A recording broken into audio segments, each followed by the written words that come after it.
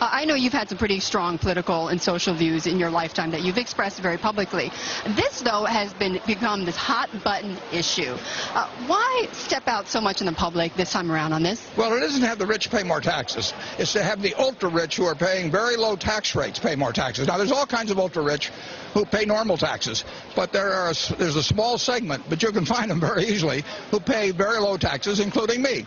People who make money with money only pay very low taxes at very high levels of income. People who make money by having a job like yours or all those around us, they pay perfectly normal taxes. So what I'm talking about would probably apply to 50,000 people out of 310 million in the country. It wouldn't apply to all kinds of people who think it would apply to them. It would simply mean that if you made tens of millions of dollars and your tax rate was 16 or 17%, you would start paying like the person who made 100,000 or 10 million who paid normal tax rates. An athlete making $10 million, he would not have a change in his tax rate at all, or 20 million, or 30 million even.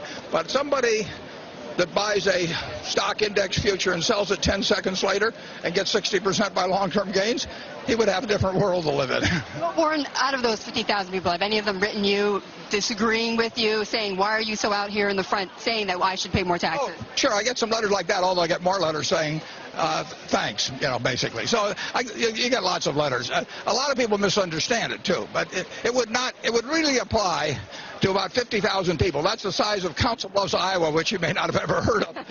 And all the rest of it would be unchanged. But it would raise perhaps as much as $20 billion a year, and that's $1,000 to 20 million families. So if you give me a choice between taking $1,000 from 20 million families or hitting 50,000 people who shuffle money around all day, I'll take it from the people who shuffle money. Warren, I was talking with Ted Turner a few weeks ago, who, by the way, is a fan of yours, a supporter of your giving pledge. But he did say, look, it's easy for Warren Buffett and Bill Gates to say, I'm going to give away my money and I want to pay more in taxes. But he says, if you are willing to, if you want to do that, why not just write a check to the government? Why not write a check for billions? If you've got $1 trillion plus deficit and you have this childlike faith that people will just solve that by mailing checks to the government, I sort of admire it. I heard Senator McConnell sort of suggest that, and I think it's wonderful that he has such faith in the American people that he wants to solve $1 trillion deficit problem by people voluntarily sending checks to the government. I actually think that if something is good policy, it should be enacted as policy. But Warren, have you ever thought, being that you are a large proponent of this, have you ever thought, why not? Why not I write a check to the government for several $billion dollars just to prove that I can, or to underscore a point? Well, I would say this: if there would be a group of ultra-rich people, your boss Mike Bloomberg, Dow Jones's boss Rupert Murdoch, if they want to take that out as a program, I'll join with them. You will. Okay. Well, we have that right here. Then Absolutely. We will ask them. It's a first on Bloomberg.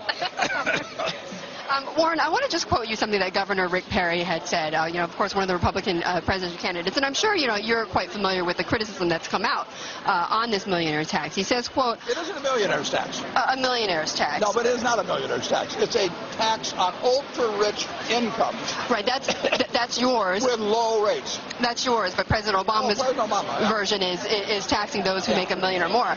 But Governor Perry says this, quote, Warren Buffett doesn't know what's going on in the places where job creation is at zero. What do you say to that? Well, I think it's a real problem in society, but it will not be hurt in the least by taking people that are making. The top 400 taxpayers in 2009 averaged $227 million of income per person. They paid 21% raise on average. Now, some of them paid 35% raise, but that means a lot of them paid 15% or less. The economy will not be hurt at all by taxing those who paid very low rates a higher rate. Creating jobs, we have billions of cash at Berkshire that we're looking to put out to satisfy demands of customers, and that creates jobs. Kathy has added a few jobs, not very many, but her business has expanded.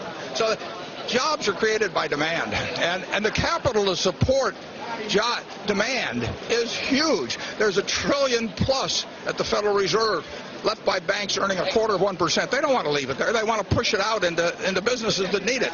But right now, well, there has been some increase in need, but it isn't galloping.